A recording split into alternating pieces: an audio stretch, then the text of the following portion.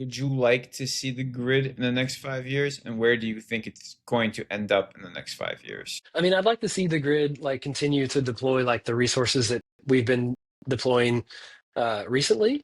Um, and that's a lot of storage, a lot of solar, a lot of other types of these resources. I think we have the wherewithal and the ability to like to manage and those types of resources now really well. Um, I I think we're going to see like a lot of really expensive natural gas plants being built. One, because like I don't think anyone's going to build a coal plant. Like there's not a single one under construction in the entire country, and like I don't think there really ever will be one again, because it's just an outdated technology.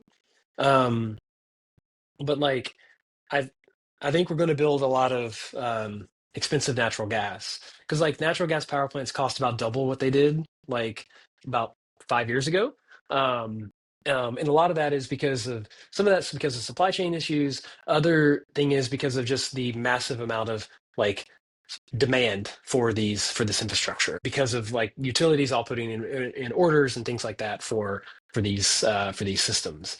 And I know if you're not already in line for a natural gas power plant, you're not going to get it until the 2030s now. Like the order books are already 5+ years backed up, and the prices are more than double what they were. But I think we'll see a lot of that. Well, I think we'll see quite a bit of that come in kind of like as that supply chain eases. Um, but that might also be at a similar time when like we figure out for real whether how much of this AI stuff is real. Um, I guess we'll call this a closing question. If viewers remembered one thing from this interview about the grid and how it works, what would you like them to remember? Um, I mean, I think it's like it's not always like the flashiest things that make the most difference. Like sometimes it's the boring stuff, like vegetation management and like the small wires and poles, um, but like that matter the most.